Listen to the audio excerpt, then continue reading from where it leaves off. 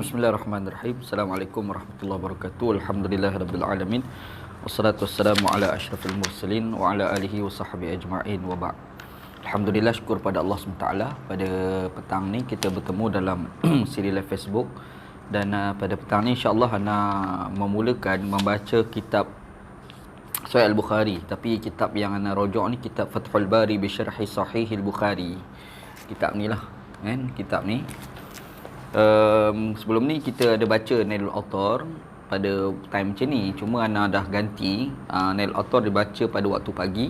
Dan kita pun dah anda pun stop daripada membaca kitab At-Tazkiratu fi Ahwalil Mauta wa Umuril Akhirah yang ditulis oleh Al-Imam Al-Qurtubi rahmatullah alaih. Sebab anda tengok perbincangan yang dibincang oleh Imam Al-Qurtubi itu hanya mengulangi sahaja apa yang telah kita bincang. Jadi anda rasa baik kita terus kepada kitab Sahih Al-Bukhari. Anda pun sendiri nak mengulang kaji balik lah hadis-hadis yang kita dah belajar dulu. Tapi kita bawa dengan syarah sekali lah pada hari ni. Cuma anda tidak baca semua syarah lah. Sebab kitab ni banyak jilid dia banyak jilid ni, lebih 10 jilid kitab ni. Kita anda baca hadis, lepas tu kita syarah, dan syarah-syarah tu anda baca semua. Anda pilih hanya poin-poin penting saja untuk kita kongsikan dalam live Facebook, InsyaAllah. Type hari ni kita masuk. Anda tak rasa kita hadis yang pertama kita tak payah baca lah. Hadis ni kita selalu dengar sebenarnya. Innamal amalu binniyati wa innamal likulli imri'in ma nawa tu. Hadis tu dah popular sangat. Kita selalu bacalah, kita selalu dengar hadis tu. Jadi anda rasa hadis pertama tu kita tak perlu baca. Kita terus kepada hadis yang kedua lah insya-Allah. Sebab hadis kedua tu mungkin tak ramai yang tahulah berkenaan dengan hadis tersebut. Okey.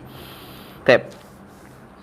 Hadis ni haddatsana Abdullah bin Yusuf qala akhbarana Malik bin Hisham bin Urwah an abihi. An abihi ni Urwah, Hisham bin Malik, Hisham bin Urwah, dia Urwah bin an abihi daripada bapaknya, an Aisyah ummul mukminin radhiyallahu anha annal Haris bin Hisham radhiyallahu anhu sa'ala Rasulullah sallallahu alaihi wasallam faqala ya Rasulullah sallallahu alaihi wasallam kaifa ya'tika al-wahyu. Faqala Rasulullah sallam ahyanan ya'tini misla salsalatil jaras wa huwa ashadduhu alayya fayafsimu anni wa qad wa'aitu anhu ma qala wa ahyanan yatamassalu li al-malaku rajulan fayukallimuni fa'ai ma yaqulu. Qalat Aisyah radhiyallahu anha laqad ra'aituhu yanzilu alayhi al-wahyu fil yawm asyadidul bard fayafsimu anhu wa anna jabinahu la yatafassadu araqan. Rawahu Al-Bukhari. Daripada menceritakan kepada kami di sini adalah Al-Imam Al-Bukhari oleh Abdullah bin Yusuf. Abdullah bin Yusuf ni adalah seorang daripada asal Tunisia. Wa kana nazala Tunis min amali Misri wa asluhu Dimashqi. Dia ni asal orang Syria, orang Damsyik. Lepas tu dia berpindah ke Mesir, bekerja di Mesir. Lepas tu dia berpindah ke Tunisia. Wa huwa min atqanin nas min Muwatta. Dia antara orang yang selalu dikut statement dia oleh Imam Malik dalam kitab Muwatta. Kalau kita buka kitab Muwatta, kita selalu jumpalah orang nama Abdullah bin Yusuf. Wa kaza wasafahu Yahya bin Ma'in, seorang ulama hadis terkenal pada zaman dahulu nama Yahya bin Ma'in, selalu menyebut bahawasanya Abdullah bin Yusuf ni seorang yang cukup itqan, cukup bersungguh-sungguh dalam meriwayatkan hadis. Abdullah bin Yusuf ni adalah guru pada Al-Imam Al-Bukhari. Dia berkata qala akhbarana Malik. Abdullah bin Yusuf ni antara gurunya adalah Imam Malik. Imam Malik ni guru dia. Imam Malik rahmatullah alaih. Malik bin Anas lah, pengasas kepada mazhab Maliki dan juga penulis kepada kitab Muwatta. Dan Malik ni dia duduk dekat Madinah. Kita tahu Imam Malik duduk di Madinah. Dia ambil daripada hadis, dia ambil guru dia nama Hisham bin Urwah. Hisham bin Urwah ni berlaku perdebatan dalam kalangan ulama-ulama hadis. Sebab Hisham bin Urwah ni dia ada dua fasa. Yang pertama semasa dia duduk dekat Madinah, satu lagi semasa dia duduk kat Iraq. Semasa duduk kat Madinah, riwayat-riwayat dia boleh dipakai. Tetapi semasa dia sudah di Iraq, riwayat dia sudah tidak boleh diguna pakai. Dia panggil ikhtilaf. Sebab semasa dia dekat Iraq, dia dah bercampur. Dia dah tua. Lepas tu dia kadang-kadang ingat, kadang-kadang tak ingat. Jadi banyak riwayat dia bercanggah antara satu dengan yang lain semasa dia berada dekat Iraq. Jadi kita boleh tahu hadis ni diriwayatkan di Madinah. Sebab Imam Malik ni dia tidak pernah keluar daripada Madinah. Dia hanya Mekah Madinah aja. Itu Imam Malik rahmatullah alaih. Dia tidak pernah sampai dekat Iraq. Jadi tiba-tiba antara guru yang dia ambil tu nama Hisham bin Urwah. Jadi Imam Malik ambil pada Hisham bin Urwah. Imam Malik tidak pernah keluar daripada Madinah, menandakan hadis ni adalah ketika Hisham bin Urwah duduk dekat Madinah. Dia bukan duduk dekat Iraq. Jadi bila hadis ni Hisham bin Urwah dan Imam Malik ambil daripada dia, dan Imam Malik ni tidak pernah keluar Madinah, bermaksud Hisham pada ketika ini masih lagi berada di Madinah, hadis ni boleh diguna pakailah. Hadis ni tak ada masalah. Hisham bin Urwah yang jadi problemnya apabila dia sudah berpindah dekat Iraq, gitu. Baik, an abihi daripada bapa ni. Bapa pada Hisham nama Urwah lah. Jadi kata dia an Aisyah ummul mukminin, daripada Aisyah, iaitu salah seorang isteri Nabi sallallahu alaihi wasallam dan merupakan ummul mukminin, ibu kepada orang-orang beriman. Kalau kita tengok dalam Fathul Bari Syarahul Bukhari ni, dia ada kupas berkenaan dengan ummul mukminin. Dia kata ummul mukminin ni huwa ma'khuzun min qawlihi wa azwajuhu ummahatuhum. Kenapa para isteri Nabi dipanggil sebagai ibu-ibu orang beriman? Sebabnya dalam Al-Quran Allah Subhanahu wa taala dia kata wa azwajuhu ummahatuhum. Isteri-isteri Nabi Muhammad SAW itu adalah ibu-ibu kamu. Jadi isteri Nabi ni macam mak kita jugalah. Ai fil ihtirami, iaitu daripada sudut kita perlu menghormati Aisyah. Isteri Nabi ni kita perlu hormat mereka.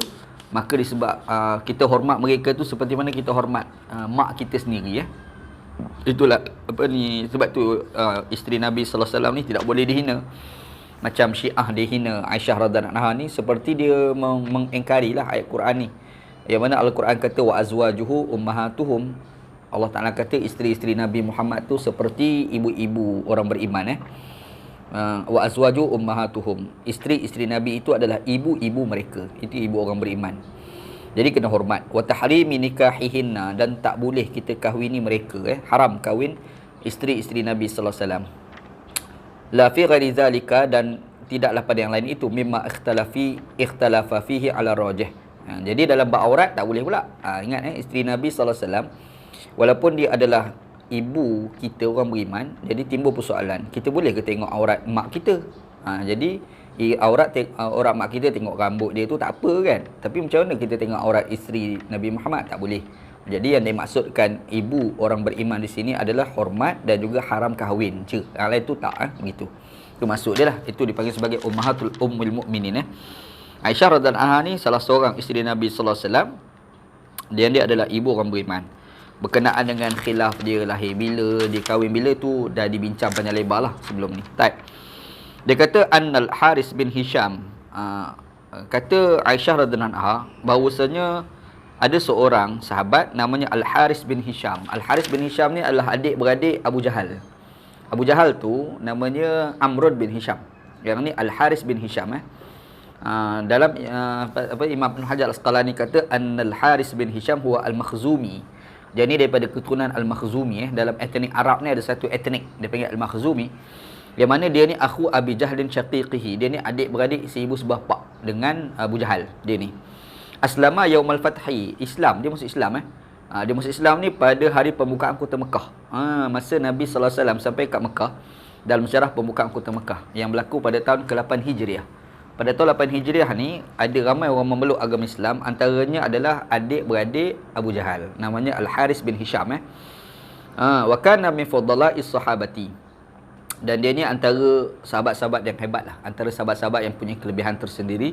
Wastashhada fi futuhi Syam, dan dia ni syahid di dalam pembukaan Syria pada era pemerintahan Umar bin Al-Khattab. Ni orang nama Al-Haris bin Hisham. Cerita Haris bin Hisham, dia kata Sa'ala Rasulullah sallallahu alaihi wasallam, yang mana Al-Haris bin Hisham ni dia tanya Nabi Muhammad sallallahu alaihi wasallam.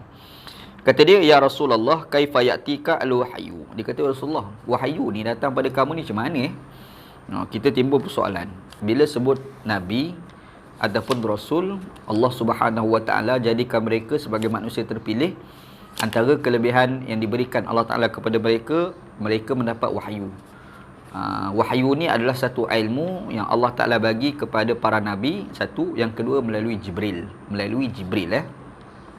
Jadi Jibril AS datang kepada Nabi memberikan wahyu. Jadi persoalannya, wahyu itu datang kepada Nabi Muhammad ni macam mana? Yang tanya siapa dia? Al-Haris bin Hisham. Itu adik kepada Abu Jahal. Abu Jahal. Abu Jahal tu gelaran dia makna Melayu, nama betul dia adalah Amrun bin Hisham. Itu nama betul dia, Amrun bin Hisham. Adik dia abang Al-Haris bin Hisham ni. Tak tahulah adik ke abang, sebab Arab ni panggil akhu Abu Jahal, akhu Abil Jahal, Asy-Syaqiq. Jadi adik beradik seibu sebapak lah. Cuma bila sebut tu kita tak tahulah abang ke adik, wallahu alam. Tak apalah. Jadi dia tanyalah Nabi, dia kata macam mana wahyu tu datang pada kamu wahai Rasulullah sallallahu alaihi wasallam. Dia tanya Nabi. Faqala Rasulullah, Nabi jawab, kata Nabi sallam, ahyanan. Ahyanan ni maknanya kadang-kadang. Kadang-kadang, jarang-jarang sekali Ya'tini bisla salsalatil jaros. Dia datang kepada aku seperti mana gemercing loceng. Jaros ni, dia loceng ni banyak jenis tau, loceng ni. Kalau kita tengok dalam kitab ni, dia ada sebut tentang loceng. Dia loceng ni dia ada sebut, dia kata al-jaras naqus saghir. Al-jarasu naqusun saghirun aw satalun fi dakhilihi qita'atun nuhas yu'alliqu mankusan 'alal ba'ir. Yang dikatakan loceng jaros ni, dia ada naqus, dia ada jaros. Jadi apa beza dia? Macam kita pergi dekat gereja, dia ada loceng besar tu kan, kelakang-kelakang. Itu dia tak panggil jaros, itu dia panggil sebagai naqus. Sekarang ni yang Nabi sallallahu alaihi wasallam sebut dalam hadis ni adalah jaros. Apa makna jaros? Loceng tu macam mana Dia kata loceng yang dikatakan jaros ni adalah umpama loceng yang kecil, lepas tu dia ada benda dekat tengah-tengah tu kan, kelang-kelang-kelang, dan dia ni dia letak dekat tengkuk unta. Kita kalau tengok binatang, lembu, unta, keldai, orang Arab ni kadang-kadang dia ambil satu loceng, dia letak kat tengkuk dia. Lepas tu punya kelengkang-kelengkang. Dia tak seperti loceng besar tu. Loceng besar tu besar sangat. Dia tak, dia loceng tu lah. Kalau loceng besar tu dia lagi kuat, kelengkang kan. Yang ni yang dalam hadis sebut jaros. Jadi loceng yang kecil, loceng kecil tu ada satu kat dalam tu, lepas tu dia bunyi kelengkang-kelengkang. Itu kadar dia macam tu lah. Jadi Nabi Muhammad SAW kata, wahyu ni datang padaku. Kadang-kadang dia datang seperti gemercing loceng jaros. Dia macam mana kita ambil loceng punya keluar macam tu lah. Kita jadi serabut kan. Jadi serabut dengar macam tu. Wahwa asyaduhu alayya. Nabi kata itu yang paling dahsyat lah padaku. Itu yang paling berat apabila aku dapat wahyu daripada Allah SWT melalui Jibril alaihissalam. Fayafsimu anni, lalu terhenti daripadaku. Lalu loceng tu terberhenti terberhenti daripadaku. Waqad wa'aitu anhu maqala. Jadi bila terberhenti tu, masa tu baru aku sedar apa yang Jibril alaihissalam beritahu padaku. Jadi dia muncul loceng, lepas tu dia terberhenti. Bila terberhenti tu, masa tu Jibril alaihissalam datang, dia bagi tahu apa yang nak disampaikan kepada Nabi. Masa tu Nabi sedar. Baru Nabi sedar apa yang diungkapkan, apa yang diberitahu oleh Jibril alaihissalam kepada Nabi sallallahu alaihi wasallam begitu. Wa ahyanan yatamassalu li al-malaku. Kadang-kadang malaikat itu datang kepadaku berupa dengan rupa rajulan, seseorang lelaki. Kadang-kadang dia datang berupa dengan orang. Macam kita baca hadis Jibril yang dikata akhbirni anil Islam, akhbirni anil iman kan. Yang tu datang berupa dengan rupa orang jadi Nabi Muhammad dia bagi tahu, Jibril ni kadang-kadang dia datang. Sebelum dia datang itu bunyi loceng, kelakang jadi serabut. Lepas tu terberhenti, Nabi berhenti. Bila berhenti sebenarnya masa tu Jibril alaihissalam datang bagi wahyu. Nabi Muhammad dah sedar dapat wahyu daripada Allah Subhanahu Wa Taala, daripada apa yang diberitahu oleh Jibril alaihissalam. Ada pula satu lagi malaikat tu, Jibril tu datang berupa orang. Fayukallimuni, maka dia bercakap dengan aku. Fa'ai ma yaqulu, masa tu aku sedar dengan apa yang diperkatakan oleh Jibril alaihissalam. Maksud di sini, masa Nabi Muhammad sallallahu alaihi wasallam dapat wahyu tu, sebenarnya Nabi Muhammad ni sedar dia bukan datang secara automatik. Sebenarnya dia macam ada proses belajar. Kat situ. Sebab dalam hadis disebut Nabi Muhammad kata masa dia cakap tu aku sedar. Ada ketika tu masa bising tu Nabi tak layan lagi, tapi bila berhenti sekejap, masa tu Nabi sedar. Baru datang wahyu sampaikan kepada Nabi Muhammad sallallahu alaihi wasallam. Gitu. Baik. Qalat Aisyah. Lalu Aisyah pun berkata radhiyallahu anha. Mudah-mudahan Allah Ta'ala redha kepada Aisyah radhiyallahu anha. Dia kata laqad ra'aituhu yanzilu alaihi alwahyu fil yaumi asyadidi albardi. Kata Aisyah radhiyallahu anha, sesungguhnya aku telah melihat wahyu itu turun kepada Nabi Muhammad pada hari yang terlalu sejuk. Sejuk sangat-sangat. Jadi sejuk, musim sejuk ni kan kita berselimut lah apa, nak berpeluh pun susah kan. Kecuali kita berlari lah baru kita peluh. Tapi dia kata pernah berlaku. Kata Aisyah, Nabi SAW ni hari tu terlalu sejuk. Wahyu datang kepada Nabi. Masa datang tu fayafsimu anhu, Nabi Muhammad terdiam sekejap. Bila terdiam tu, wa inna jabinahu la yatafassadu arqan, dan kelihatan dekat dahi Nabi ni nampak peluh keluar. Jadi kita ni bila peluh, sebab kita berlari, ini duduk cokoh, duduk diam macam ni, tak keluarlah peluh. Tiba-tiba Nabi Muhammad ni, Aisyah pernah cerita, tengah duduk sibuk-sibuk, tiba-tiba terdiam. Masa tu masih sejuk. Duduk terdiam tu nampak berpeluh. Jadi di situ tu merupakan cara wahyu datang kepada Nabi Muhammad sallallahu alaihi wasallam. Jadi dalam hadis ni kita akan nampak tentang bagaimana wahyu datang kepada Nabi sallallahu alaihi wasallam. Jadi wahyu ni datang pada Nabi, Nabi terima wahyu ni dalam keadaan berat sebenarnya. Dia bukan macam kita baca buku kita dapat ilmu macam tu je. Nabi Muhammad tak, dia bukan macam tu dapat wahyu, bukan macam kita baca buku, bukan. Jadi dia berat, beban, dia dapat terasa benda tu Jibril AS nak bagi tahu umpama serabut. Macam kita duduk kat rumah tu kadang-kadang bunyi motor, wah kita rasa serabut. Macam itulah sebelum Nabi Muhammad SAW didatangi oleh Jibril untuk mendapat wahyu daripada Allah Ta'ala melalui Jibril AS gitu. Okey. Baik. Kita tengok dalam komen Al-Imam Ibn Hajar Al-Asqalani. Anda tak baca semualah, anda pilih-pilih. Sebab anda baca dah semua ni. Anda tengok yang penting-penting kita baca. Baik. Dia kata kat sini, Warawa Ibn Sa'ad min tariq Abi Salamah Al-Majishun annahu balaghahu anna Nabiya sallallahu alaihi wasallam kana yaqulu kana al-wahyu ya'tini ala nahwin ya'tini bihi Jibril fayalqihi alayya kama yalqi ar-rajul al-rajul fadhaka yanfalitu minni wa ya'tini fi baiti misla sautil jaras hatta yukhalitu qalbi fadhalika alladhi la yanfalitu anni haza mursal ma'a siqati rijalih. Dia kata daripada laluan, daripada jalur Abu Salamah Al-Majishun, sesungguhnya telah sampailah kepadanya bahawasanya Nabi Muhammad sallallahu alaihi wasallam ada berkata, Nabi salam ni datang, Nabi kata wahyu ni datang kepada aku ni atas beberapa cara lah. Yang pertamanya dia kata antaranya ya'tini bihi Jibril alaihissalam datang kepada aku. Dan Jibril datang berjumpa dengan aku tu seperti mana berjumpanya seseorang lelaki terhadap seorang lelaki yang lain. Jadi macam kita jumpa kawan kita, macam itulah Jibril AS datang jumpa dengan Nabi Muhammad SAW. Macam kita ada baca dalam satu hadis, dalam Imam Muslim ada riwayatkan satu hadis, cerita Nabi Muhammad SAW ni berjanji nak jumpa dengan Jibril AS. Tunggu-tunggu tak sampai, sehingga Nabi Muhammad SAW ni gelisah. Sebab time yang dijanjikan itu sepatutnya sampai tapi tak sampai lagi.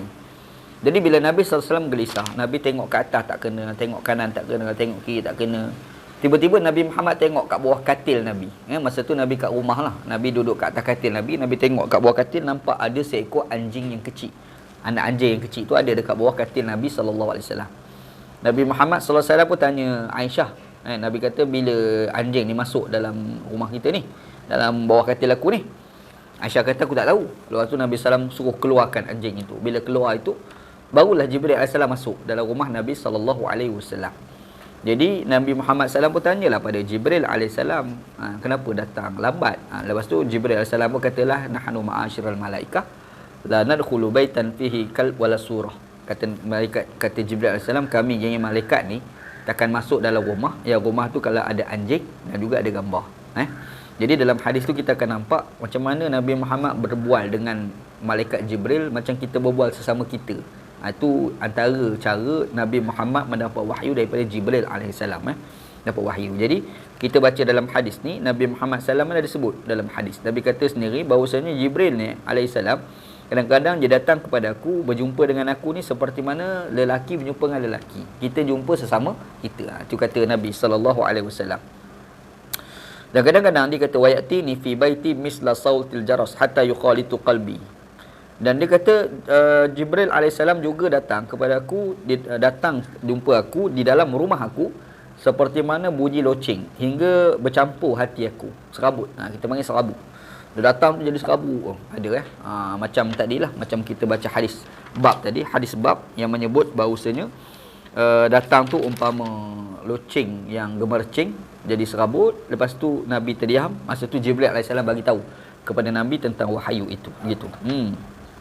Okey, type. Hadis tadi tu mursal lah, hadis tu mursal. Sebab Abi Salamah Al-Majishun tu dia bukan sahabat, tapi dia terus sebut yang diambil daripada Nabi sallallahu alaihi wasallam. Ada orang tengah lah yang dia tidak sebut, iaitu sahabat dia tak sebut kat situ lah. Di hadis ni orang kata mursal. Tapi bila kita tengok kepada sanad ni semuanya siqah. Kalau hadis mursal ni, kalau dalam kalangan ulama hadis dikira sebagai dhaif, tidak boleh dijadikan sebagai sandaran hujah.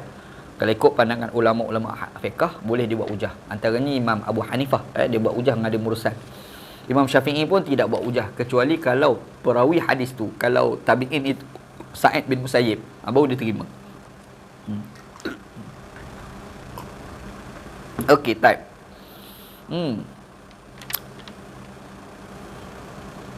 Dalam kitab ni juga dia ada sebut tentang beberapa cara datang wahyu kepada Nabi sallam.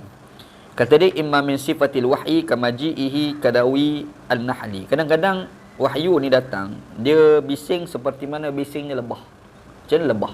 Macam tu kan. Macam itulah kadang-kadang wahyu tu sampai kepada Nabi sallallahu alaihi wasallam. Wal ilham, kadang-kadang melalui ilham. Nabi bila dapat ilham itu wahyu daripada Allah Taala. Kita kalau dapat ilham itu bukan wahyu, Bila kita sebut wahyu, dia ada dua maksud. Satu wahyu betul, satu lagi wahyu dalam maksud ilham.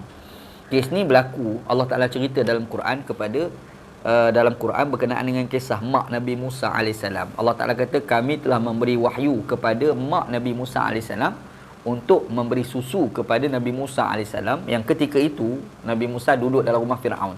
Dia guna kalimah wahyu, padahal mak Nabi Musa AS dia bukan Nabi. Jadi di sini menjadi bukti bahawasanya kadang-kadang penggunaan kalimah wahyu bermaksud ilham. Jadi apabila orang yang bukan Nabi disebut kalimah wahyu, bermaksud dia mendapat ilham. Nabi Muhammad ataupun Nabi-Nabi ni apabila sebut dapat wahyu, termasuk juga kalau dapat ilham, ilham itu pun juga adalah wahyu. Yang tu kalau kita nak faham, bila sebut ilham yang diberikan kepada para Nabi. Walaupun nama ilham, tapi dia tetap dikira sebagai wahyu daripada Allah Subhanahu Wa Taala gitu. Dan lagi wahyu datang wa ru'ya as-salihah, mimpi yang baik. Nabi Muhammad dapat mimpi. Mimpi para nabi adalah wahyu daripada Allah Subhanahu Wa Taala. Wa taklim lailatul Isra bila wasitah. Satu lagi, Nabi Muhammad boleh cakap direct dengan Allah Subhanahu Wa Taala. Yang mana kalau kita tengok dalam sejarah Nabi Muhammad cakap direct dengan Allah Taala ni pada malam Lailah al-Isra wal Mi'raj. Pada malam Isra itu Nabi Muhammad boleh cakap direct dengan Allah Subhanahu Wa Taala. Kata Imam Ibn Hajar Al-Asqalani. Dia kata imma min sifati hamilil wahyi kama ji'ihi fi suratihi allati khuliqa 'alaiha lahu 600 jinah. Okey. Ini menarik dia sebut. Dia kata satu lagi, Jibril alaihissalam kadang-kadang dia datang berjumpa dengan Nabi Muhammad dalam wajah asal yang sebenar. Seperti mana dia diciptakan, lagu itulah dia datang berjumpa dengan Nabi Muhammad sallallahu alaihi wasallam. Bukan dalam rupa yang berupa dengan rupa orang, kan? Sebab kita dah sebut Jibril alaihissalam kadang-kadang dia datang dengan rupa-rupa orang, tapi ada ketika dia datang dengan rupa dia yang sebenar. Dan rupa dia sebenar tu bila datang, dia ada mempunyai 600 sayap. Jibril itu dia ada 600 sayap. Macam mana rupa wallahu a'lam. Dia datang berjumpa dengan Nabi Muhammad SAW untuk menyampaikan wahyu. Wa ru'yatuhu 'alal kursi bainas sama'i wal ardi wa qad sadda al ufuq. Masa tu Nabi Muhammad tengok sendiri Jibril. Nabi nampaklah macam kita tak nampak. Itu Allah Taala buka hijab kepada Nabi sallallahu untuk melihat Jibril alaihissalam. Jadi Jibril dia berupa dengan rupa sebenar yang ada 600 sayap itu. Kata dia Nabi Muhammad nampak yang ketika itu Jibril berada di atas kursi dia. Dekat kursi, bukan kursi macam kita ni. Kursi cara Jibril itulah. Kan, kursi itu, dan dia tu di antara langit dan bumi, besar lah. Antara langit bumi, nampak langit bumi besar. Besar tu waqad saddal ufuq, sehingga memenuhi ufuk. Tu kaki langit kaki bumi tu penuh, tak nampak dah hak lain, nampak Jibril. Punya besarnya Jibril alaihissalam apabila dia datang dengan rupa yang sebenar, gitu. Ini kata Imam Ibn Hajar Al-Asqalani. Baik. Jadi timbul persoalan salsalah yang dikatakan gemercing loceng itu. Sebenarnya salsalah itu bunyi dulu baru datang Jibril alaihissalam bagi tahu wahyu ke atau bagaimana Di sini ada sikit perbincangan. Qila, ada menurut cerita, menurut ceritanya. Qila ni mudah-mudah kita terjemah sekarang ni menurut cerita. Bila sebut menurut cerita ni dia tak apa nak kukuh lah. Boleh ada orang cerita lagu tu Dia kata wasalsalatu almazkuratu sautul malaki bil wahyi. Yang dikatakan bunyi gemercing itu sebenarnya suara malaikat. Itulah suara malaikat. Jadi malaikat dia bila bercakap dia bunyi tu macam gemercing loceng. Jadi serabut kita ni. Begitu. Kata ni bukan pandangan yang kuat Dia guna kalimah qila kat dalam kitab ni. Qila ni kita terjemah sebagai menurut cerita. Bila menurut cerita ni tak kukuh lah ataupun dalam masa surat khabar kata dikhabarkan. Menurut cerita. Tak tahu mari mana lah riwayat tu kan. Ada pula qila, ada pula hak lain pula kata bal huwa sautun khafifun ajnihatul malak. Dia kata sebenarnya yang bunyi salsalah tu, bunyi gemercing loceng tu bukan bunyi suara malaikat, tetapi bunyi halus bagi sayap malaikat. Bunyi sayap tu macam tu. Ada orang tafsir lagu tu lah. Itu pun menurut cerita lah. Dia guna kalimah di sini bal qila. Bila qila ni tak berapa nak kuat jugalah gitu.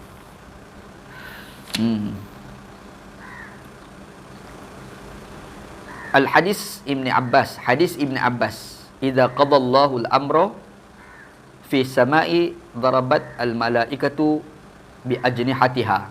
Al-hadisu 'inda tafsir qawlihi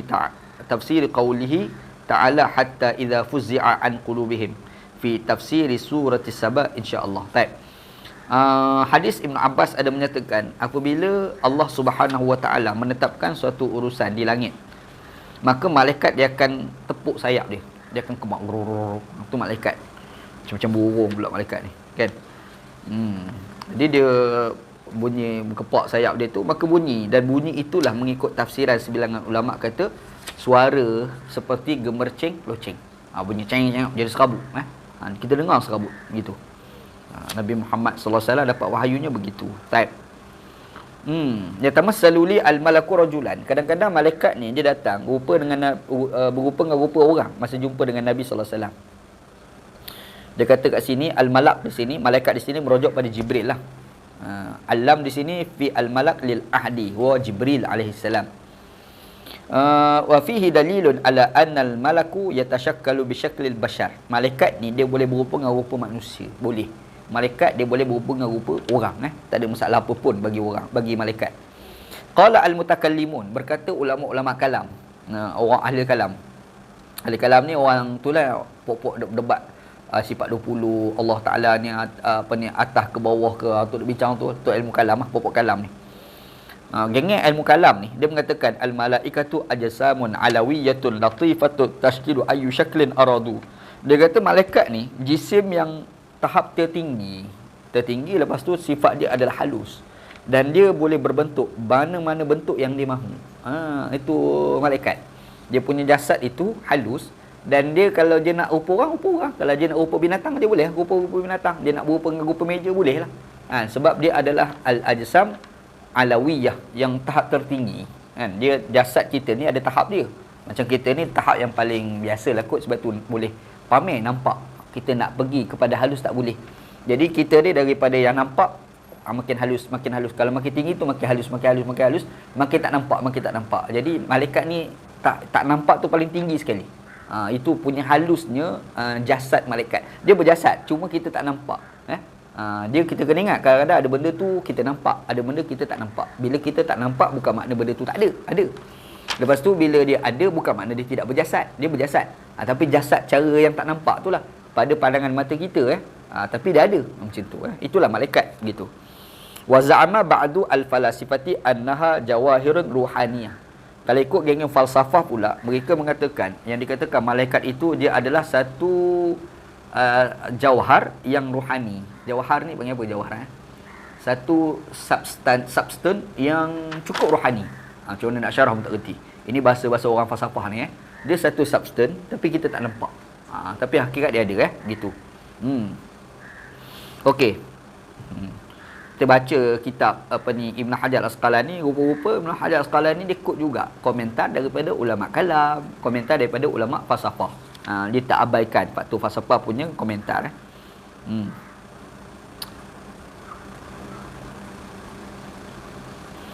Okey. Wa qarrara dhalika bi annahu la yalzimu an yakuna intiqaluha maujiban li mautih. Bal yajuzu an yabqa al-jasad hayyan. Ini menarik juga hujah komentar yang dibuat oleh Imam Asy-Syaukani, Imam Ibn Hajar Asqalani.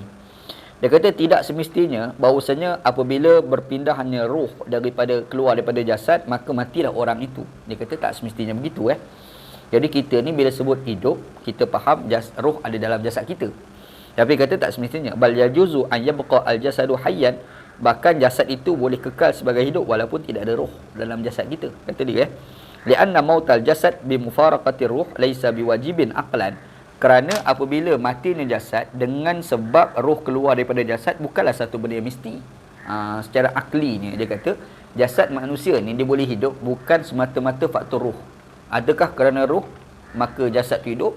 Makanya apabila roh keluar maka jasad kita mati. Dia kata tak semestinya lagu tu. Tak semestinya lagu tu. Segi akalnya tak begitu. Bal bi'adatin ajraha Allah Ta'ala fi ba'di khalqihi. Yang dikatakan jasad itu boleh hidup kerana roh itu adat, itu kebiasaan. Tapi segi akli dia tak semestinya.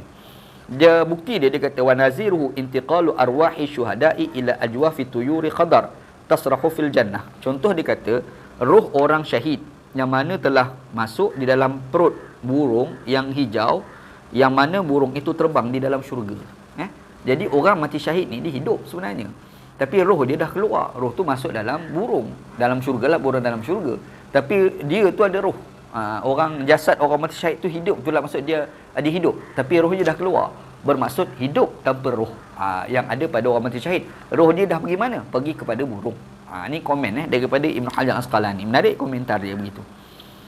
Dia nak ceritanya tentang yang dikatakan al-jismu al-alawiyah tu. Jisim yang alawi tu. Dia punya halus tu apa kita tak nampak kan. Begitu. Dia nak komen kat situ. Type. Jadi kita nampak kat sinilah daripada perbincangan ni malaikat ni dia boleh berupa dengan rupa orang.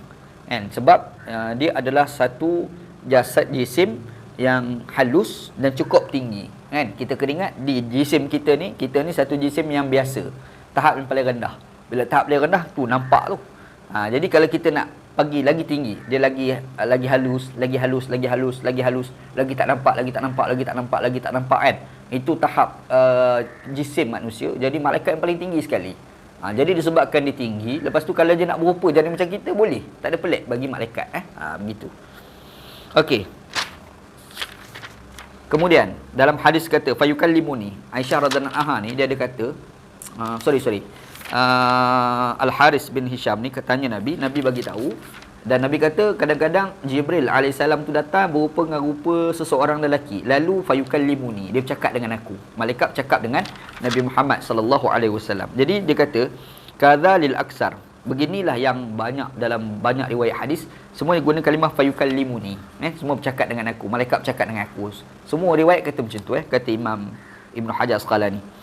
Wa waqa'a fi riwayat al-Baihaqi min tariq al-Qa'nabi an Malik fayu'allimuni. Kalau kita buka dalam riwayat al-Baihaqi melalui jalur seorang perawi namanya al-Qa'nabi yang diambil daripada Imam Malik. Dia tak guna fayukallimuni, dia guna lafaz fayu'allimuni. Fayu'allimuni. Beza dia ain dengan kaf je. Fayu'allimuni ain, fayu'allimuni, fayukallimuni. Nampak? Jadi bezanya ain dengan kaf. Okey. Bila ada dua bacaan, satu fayukallimuni, fayu'allimuni, mana yang betul? Tu soalan. Dia kata bil ain badlul kaf wa zahiru annahu tashif. Itu tashif. Tashif ni adalah kesilapan di dalam menyebut riwayat. Dia kadang-kadang orang tulis kitab ni patut huruf titik letak kat atas, dia letak kat bawah. Kan? Baris tu kadang-kadang dia patut letak ke atas, kadang-kadang dia letak baris tu ke bawah, tersilap bubuh. Yang tu dia panggil tashif. Dia panggil tashif. Dalam terma orang belajar ilmu hadis, macam statement yang digunakan oleh ISIS boleh bunuh orang sebab kononnya merujuk pada fatwa Al-Maradin yang dikeluarkan oleh Al-Imam Ibn Taymiyah. Sebenarnya dalam kitab tu dia tak kata yang kita baca tu sebut fayuqatiluna man bla bla bla. Dia guna fayuqatiluna. Imam Taimiyah memfatwakan boleh bunuh mereka. Tapi bila datang Syekh bin Bayyah, dia pergi buat kajian teks, manuskrip. Dia buat kajian manuskrip, kaji-kaji, dia jumpa satu manuskrip, dia tak jumpa perkataan fayuqatiluna. tapi juga jumpa kalimah fayu'amiluna.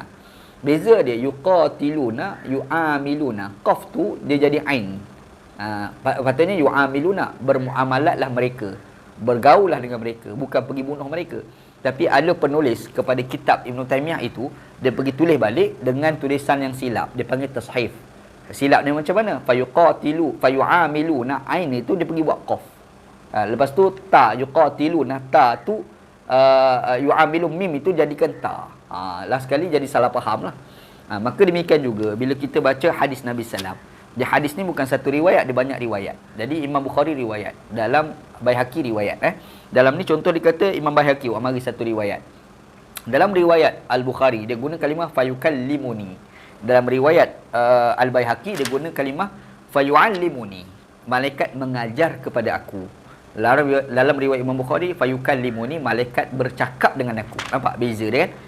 Tapi bila kita semak dia kata yang sebenarnya itu tashif. Itu sebenarnya salah. Itu yang silap. Yang betulnya fayukallimuni. Itu dalam riwayat Al-Bukhari begitu. Waqad waqa'a fil Muwatta' riwayat Al-Qa'nabi bil kaf. Dalam riwayat Al-Qa'nabi juga dalam kitab Muwatta' dia guna fayukallimuni. Riwayat Al-Qa'nabi dalam riwayat Imam Malik dalam Muwatta' dia guna kalimah fayukallimuni. Tapi Baihaqi ambil daripada Qa'nabi juga, tetapi guna kalimah fayu'allimuni. Jadi kita nampak riwayat Qa'nabi dia ada yang sama dengan Al-Bukhari, ada satu lagi berbeza dengan Al-Bukhari begitu. Jadi kita boleh kata riwayat Imam Bukhari ni paling tepatlah. Baik.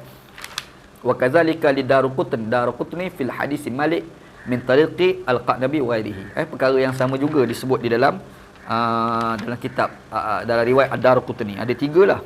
Al-Bukhari, Al-Baihaqi, Muwatta', satu lagi Ad-Daruqutni 4. Ada 4 lah.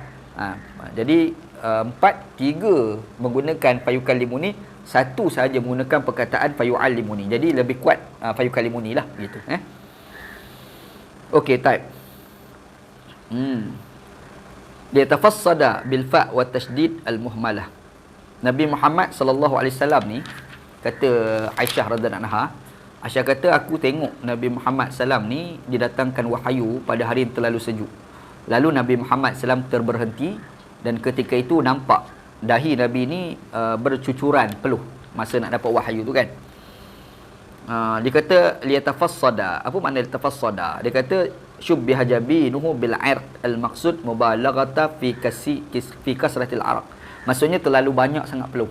Nampak peluh banyak bercucuran peluh liyatafassada ni bukan nampak keluar sikit-sikit tu. Dia nampak boleh kita lap lah. Banyaklah peluh tu mengalir. Padahal masa tu masih sejuk. Fi qawlihi fil yaumi syadidil barat. Pada hari terlalu sejuk. Dia kata dalalatun ala kasrati mu'anati ta'ab wal kurab inda nuzulil wahyi. Maksudnya penat. Cara nak dapat wahyu tu penat. Penat tu sampai bercucuran peluh. Padahal ketika itu terlalu sejuk. Begitu. Type.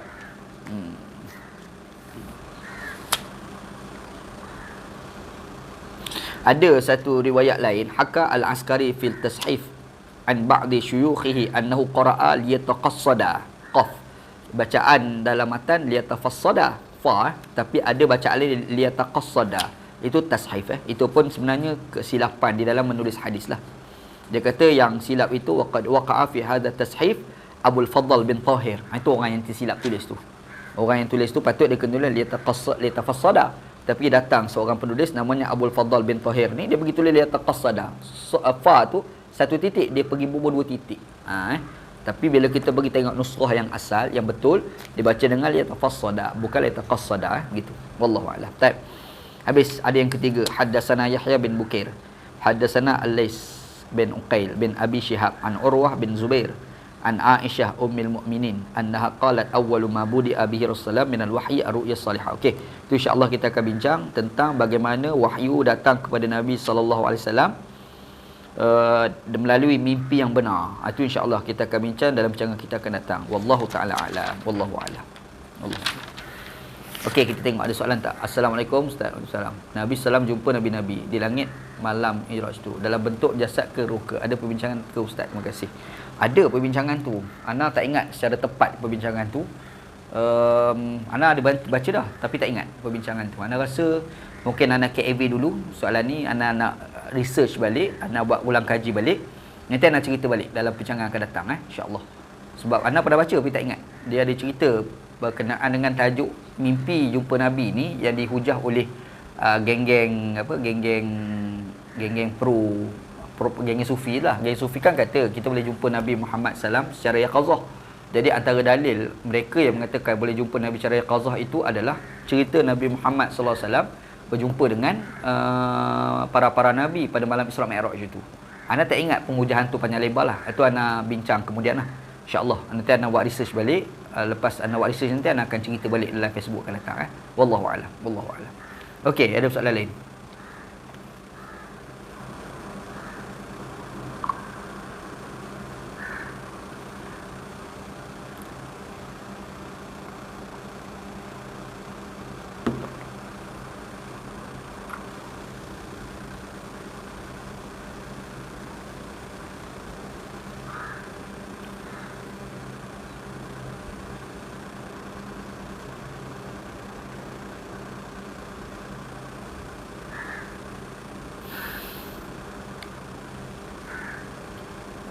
Okey, rasa tak ada ikut. Wallahu a'lam, sallallahu ala sayyidina Muhammad wa ala alihi wa sahbihi ajma'in walhamdulillahirabbil alamin. Assalamualaikum warahmatullahi wabarakatuh.